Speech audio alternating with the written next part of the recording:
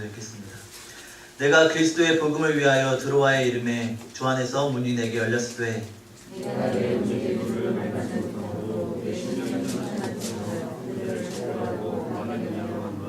항상 우리를 그리스도 안에서 이기게 하시고 우리로 말미암아 각처에서 그리스도를 아는 냄새를 나타내시는 하나님께 감사하노라.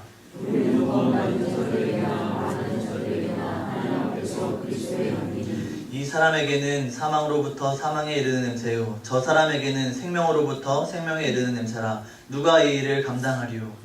우리는 수많은 사람들처럼 하나님의 말씀을 혼잡하게 하지 아니하고 곧 순전함으로 하나님께 받은 것 같이 하나님 앞에서와 그리스도 안에서 말하노라. 아멘.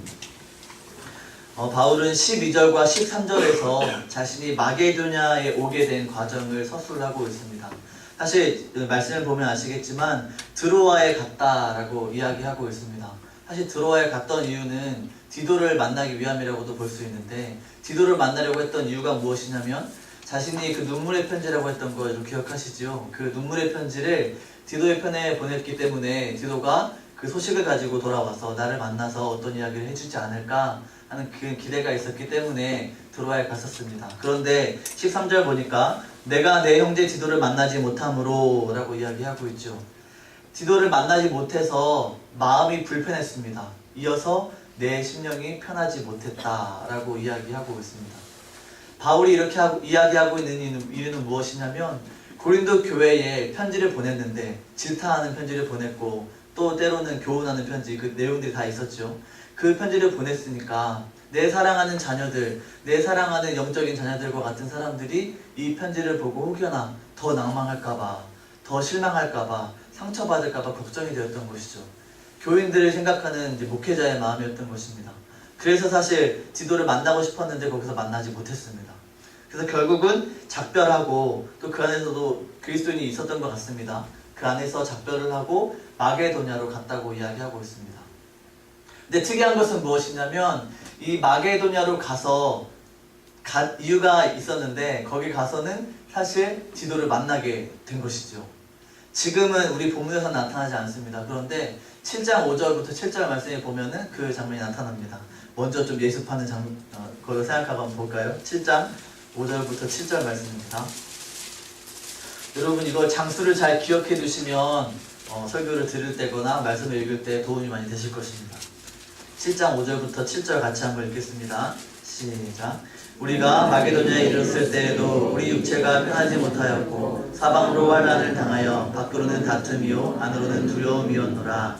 그러나 낙심한 자들을 위로하시는 하나님이 디도가 om으로 우리를 위로하셨으니 그가 온 것뿐이 아니요 오직 그가 너희에게서 받은 그 위로로 위로하고 너희의 사모함과 애통함과 나를 위하여 열심히 있는 것을 우리에게 보고함으로 나를 더욱 기쁘게 하였느니라. 아멘. 여러분 7장 5절을 꼭 기억해 주시기 바랍니다. 나중에 제가 다시 언급할 것입니다. 우리 2장 오늘 12절부터 17절까지 말씀을 읽었죠. 13절까지 말씀을 통해서 우리는 내가 이러이러해서 이런 과정에 내가 마게도냐에 갔다 라는 이야기를 하고 있는 것이고요. 그리고 12절 13절이 그렇고 14절부터는 7장 4절까지 마게도냐에서 있었던 일들을 회상하는 장면이 나옵니다. 영화로 말하면 중간에 이제 삽입된 것처럼 이제 보이는 것이죠. 그래서 우리가 이 바울이 회상하는 이 장면을 통하여서 하나님의 뜻이 무엇인지를 생각해 보려고 하는 것입니다. 바울은 그것의 첫 번째로 우리가 그리스도의 향기다 라고 이야기하고 있습니다. 회상의 첫 번째 부분인 것이죠. 우리 14절을 보면 먼저는 우리가 그리스도의 향기라고 말하기 전에 하나님이 어떤 분인지에 대해서 말씀하고 있습니다. 우리 두 가지 말씀이 있는데 14절을 같이 한번 읽어보겠습니다. 시작.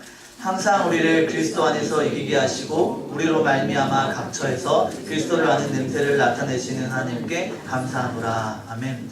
두 가지가 나오죠. 하나님이 첫 번째 이런 분이십니다. 그리스도 안에서 항상 이기게 하신다는 말씀이죠. 여러분 한번 생각해 보십시오. 바울이 늘 이기는 삶을 살았겠습니까? 육체적으로 혹은 자신의 일반적인 삶을 보면 사실 하나님 앞에서 이겼다? 늘 그리스도 안에서 이겼다라고 말하기는 좀 어렵습니다. 왜냐하면 고난당하고 사람들 보기에는 비난받은 일을 하고 사람들 보기에는 굉장히 불행한 삶을 살았기 때문이죠. 그런데 바울이 뭐라고 고백하고 있습니까? 항상 그리스도 안에서 이기게 하셨다는 말씀을 하고 있죠. 하나님께서는 자신의 마음 가운데 왕이시고 온 인류의 왕이신 분이 자신의 마음의 왕이시고 우리 모두의 왕이시다라는 것을 이렇게 표현하고 있는 것입니다. 늘 이겼다는 것이죠. 지금 우리에게 이것을 적용한다면 여러분, 우리의 삶이 실패한 것 같이 보이고 또 우리의 삶이 때로는 다른 사람들에 있어서 비난받고 하니까 내 삶이 엉망이구나 라는 생각이 들 때라도 그리스도인이라면 우리 안에서 늘 역사하시는 그 성령님으로 말미암아 우리의 믿음으로 말미암아 늘 이길 수 있음을, 그리고 이기고 있음을 기억해야 합니다. 우리의 실패를 통해서도 하나님이 일하십니다. 사람의 죽음을 통해서도 하나님이 일하십니다. 아프지만 굉장히 안타까운 일이고 슬픈 일이지만 그 일을 통해서 일하시는 분이 하나님이십니다.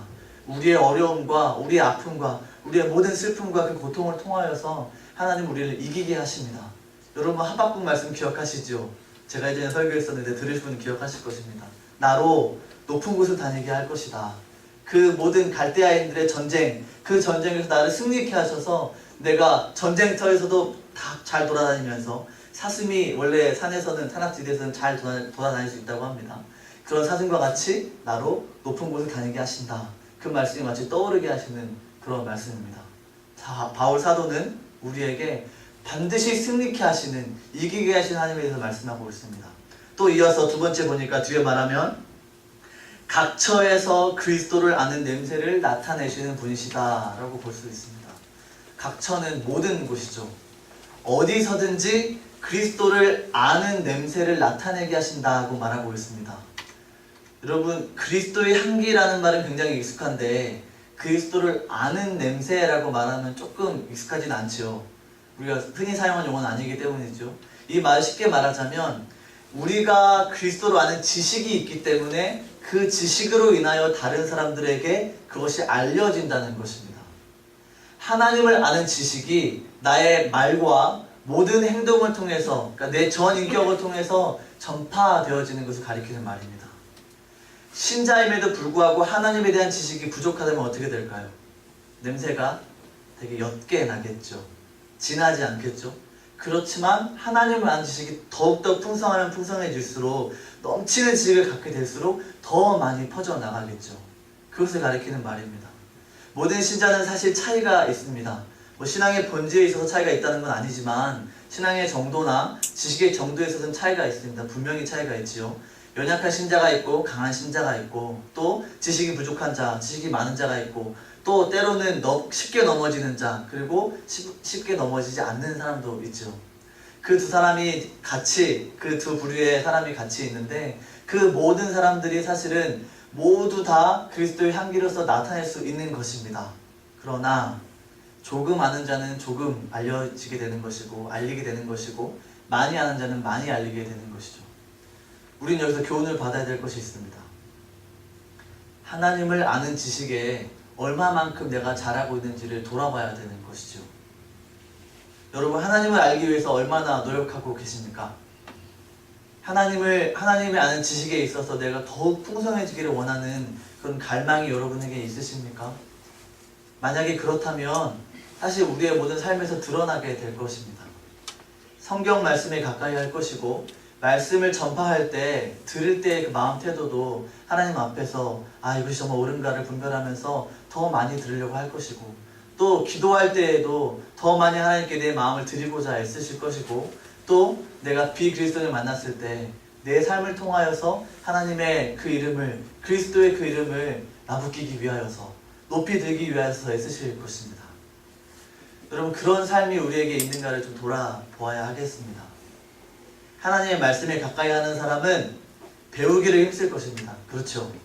만약에 가르치는 사람이 잘못됐다고 생각하시면 그 가르침에서 떠나게 될 것이고, 만약에 그 가르침이 바르다면 더 많이 배우려고 애쓰실 것입니다. 저는 잘 알지 못하지만 저희 몇 명이 나오시는지 잘 모르겠습니다. 근데 저희 주일마다 오후에 공부하죠. 창세기, 출애굽기, 레위기 이렇게 순서대로 공부하신다고 하셨는데, 그 공부에 참여하는 것, 청년으로 치자면 청년부도 오후 모임이 있으니까 그 모임 가운데 참여해서 내가 더 하나님을 알기 위해서 애써야지 하는 마음으로 그 자리에 있게 되는 것이죠. 의무감이 아니라, 목사님이나 제가 나오라고 해가지고 나오는 게 아니라 정말 알고 싶어서 하나님 아는 것이 내 영생이 나의 영생이라는 것을 공감하기 때문에, 충분히 동의하기 때문에 나오게 되는 것이죠. 그런 마음으로 나오는 것이 우리의 모습이어야 하겠습니다. 그런 사람일수록 더욱 그리스도의 향기를 품어내게 되는 것입니다. 여러분 그렇게 하고 계시죠? 사실 수요일 금요일 나오시는 분들은 이미 많이 그렇게 하시는 분들이십니다. 그래서 안 나오시는 분들이 잘 못 듣게 되죠. 안타깝게. 여러분이 좀 잘 권고해 주셔서, 정말 사랑으로 권고해 주셔서 그 모든 성도님들이 같이 나와서 주의 말씀 배우자. 얼마나 좋은 거야. 일주일에 한 번밖에 안 있잖아. 시간 좀 내주자. 같이 한번 해보자. 이렇게 권면하는 분위기가 있었으면 좋겠습니다. 그렇게 하실 것이지요? 네, 한 분 안 하셨는데 그렇게 하시기를 바랍니다. 정말 귀한 것이거든요. 네, 구속사를 통하여서 또 예수 그리스도가 얼마나 성경 가운데 나온지를 계속 조망해 보지 않습니까? 저는 듣지 않았지만 저는 그렇게 하고 계실 거라 믿고 있기 때문에 여러분이 듣는 것이 얼마나 유익인지 모릅니다. 여러분이 다 청년이었으면 제가 약간 억지로 나오라고 할 건데 청년이 아니시니까 더 많이 자발적으로 나오셔서 들었으면 좋겠습니다. 이어서 말씀 볼 텐데 15절 11절 같이 말씀을 읽어보겠습니다. 15, 16 같이 시작. 우리는 구원받는 자들에게나 망하는 자들에게나 하나님 앞에서 그리스도의 향기니 이 사람에게는 사망으로부터 사망에 이르는 냄새요 저 사람에게는 생명으로부터 생명에 이르는 냄새라.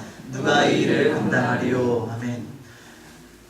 구원받는 자들에게도 망하는 자들에게도 우리는 하나님 앞에서 그리스도의 향기다 라고 말하고 있습니다. 하나님 앞에서 라는 말을 이 바울이 붙임으로 인하여서 이 자신이 맡고 있는 사도의 직무가 얼마나 존귀한 것인지 고귀한 것인지를 드러내고 있습니다. 또 하나 우리에게 적용하자면 우리가 그리스도의 향기라는 것이 얼마나 거룩하고 높은 일이냐, 얼마나 큰 일이냐 라는 것을 지금 알려주고 있습니다. 이것은 모든 사람에게 향기를 퍼뜨리게 되죠. 믿는 자들, 믿지 않는 자들 모두에게 이 향기를 퍼뜨리게 됩니다. 그래서 16절에 보니 어떤 사람한테는 사망으로 사망에 이르게 하고 또 어떤 사람, 이 사람 저 사람이라고 표현했는데 또 어떤 사람에게는 생명으로부터 생명에 이르게 된다라고 말하고 있습니다. 이것은 그리스도의 복음, 하나님의 말씀의 이중적인 효과를 가리키는 것이죠. 여러분도 충분히 알고 있을 것입니다. 경험적으로. 그리스도의 복음을 전했을 때 모든 사람이 그리스도를 영접합니까? 그렇지 않죠. 모든 사람이 내가 믿겠습니다 라고 믿는 사람 있었습니까? 있었겠지만 사실은 많은 사람이 그렇지 않죠. 다시 말하면 우리가 복음을 전할 때 듣는 자들의 마음으로 인하여서, 듣는 자들의 태도로 인하여서 그 복음이 거부당해지고 또 그 복음이 받아들여지는 것을 우리가 경험적으로 알게 됩니다. 물론 이것은 우리의 부족함 때문에 그 사람이 받지 않을 수도 있는 것이고 또 어떤 면에서는 우리가 더 잘했기 때문에 그 사람이 받는 것처럼 보일 수도 있습니다. 그러나 이는 하나님께서 정하신 뜻대로 됨을 우리가 믿어야 할 것입니다. 여러분 복음서의 말씀 기억하시지요? 예수님이 제자들을 보내시면서 뭐라고 말씀하셨습니까? 너희가 들어가서 복음을 전하는데 듣지 않으면 어떻게 하라고 했죠? 신발에서 먼지를 털어버리라 라고 했죠. 그리고 또 복음을 전했을 때, 또 복을 전했을 때 그 사람이 받을 자격이 없으면 너에게로 돌아올 것이야 라고 말씀하셨죠. 사실 우리가 성실하게 그리고 정말 복음을 왜곡시키지 않고 또 와전시키지 않고 조금도 가감하지 않고 바르게 전했을 때는 그 모든 효과가 반드시 나타나게 됩니다. 둘 중에 하나가 되는 것이죠. 물론 표면적으로는 세 가지 이유가 됩니다. 그런데 두 가지가 나타나죠. 믿든가 안 믿든가. 그 마지막 표면적인 이유가 회색지대처럼 나타나는데 그것은 무엇이냐면 아직은 잘 모르겠어 라는 것이죠. 그런데 그것은 어디로 갑니까? 나 아직 안 믿어, 나 안 믿을 거야 라는 걸로 기록되는 것입니다. 결국은 둘 중에 하나로 결정되게 되는 것이죠. 그리스도의 복음은 능력이 있기 때문에 생명으로부터 생명에 이르게 합니다. 그러나 그리스도의 복음은 또한 능력이 있기 때문에 사망으로부터 사망에 이르게 합니다. 사실 우리는 살아 죽기 전까지 계속해서 기회가 있습니다. 내 주변에 있는 사람들, 먼저는 가족이겠죠. 가족들, 또 친척들, 또 내 주변에 있는 동료들, 친구들 다 있겠죠. 그 사람들이 그리스도 안으로 돌아올 수 있는 기회는 죽기 전까지의 기회가 있습니다. 살아있을 때까지는 기회가 있는 것입니다. 죽고 나서는 기회가 없죠. 버스가 떠난 것처럼 기회가 없는 것이죠. 여러분, 우리가 이것을 알고 있다면 그 잃어버린 자들이 그리스도 안으로 돌아올 수 있도록 우리는 사실 부단히 애써야 합니다. 말로 할 수 있겠고 우리의 삶으로도 할 수 있겠고, 또 하나는 우리가 좀 잘 알지 못하겠지만 조금은 뒤에서 이렇게 기도하면서 힘쓰면서 애쓰면서 그렇게 할 수도 있겠죠. 여러 가지 모양으로 나타날 수 있습니다. 내 말을 듣기를 너무 싫어하면 조금 다른 방법으로 할 수 있고, 또 조금 마음이 열린 것 같으면 다시 복음을 전할 수 있고, 교회 가자 한마디 할 수도 있고, 그리스도의 복음을 실제적으로 정말 정확하게 그리고 풍성하게 전할 수도 있겠죠. 여러분, 사실 이것을 우리가 들을 때면 부담이 사실 되긴 합니다.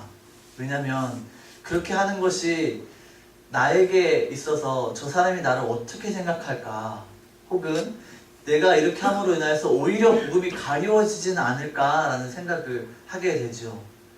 여러분, 근데 그 두 가지 생각이 다 잘못됐죠. 좋은 것입니다.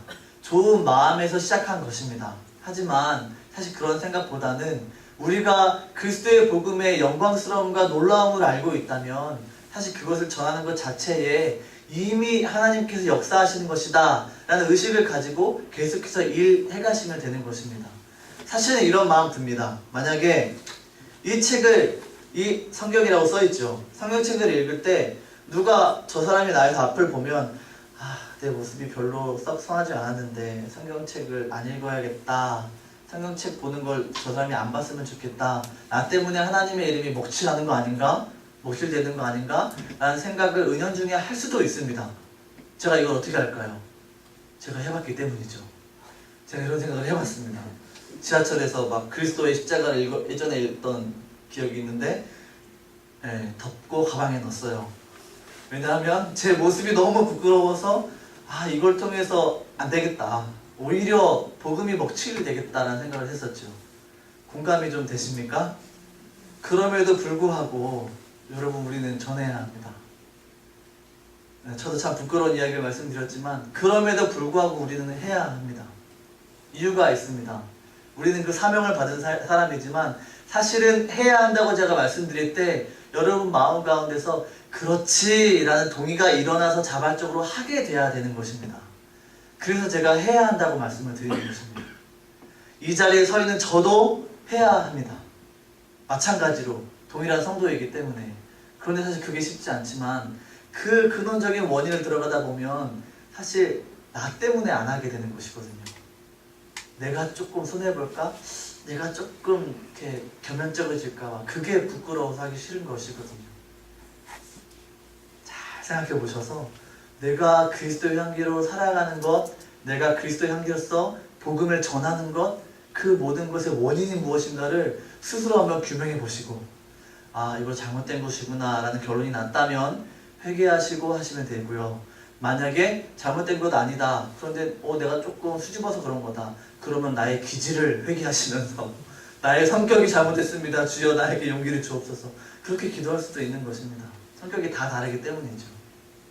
그 자체는 제가 아니어도 우리 모습에는 그런 제가 스며들 수 있습니다. 여러분께서 이 바울이 말하고 있는 그 회상 가운데 있는 첫 번째 말이 그리스도의 향기라는 것을 여러분 기억하시기 바랍니다.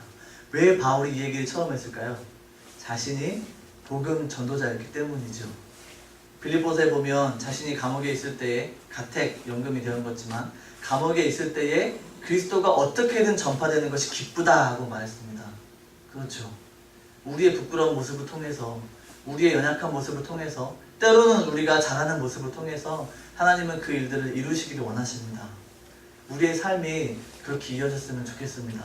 부끄럽지만, 연약하지만, 때로는 세상들이 우리 기독교를 욕하면서 그 썩 좋지 않은 단어들을 쓰죠.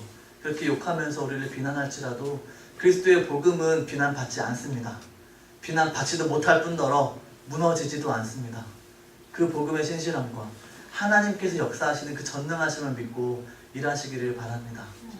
우리가 그래야만 하나님의 나라가 확장되는 일에 참여할 수 있고, 또 하나님의 나라가 더욱더 드러나고 또 나타내지는 일에 우리가 참여할 수 있는 특권을 누리게 되는 것입니다. 저를 포함한 우리 모두가 그리스도 안에서의 이 그리스도의 향기, 이 그리스도인의 신분, 혹은 그리스도인의 특징을 잘 살려 살아가는 우리 모두가 되었으면 좋겠습니다.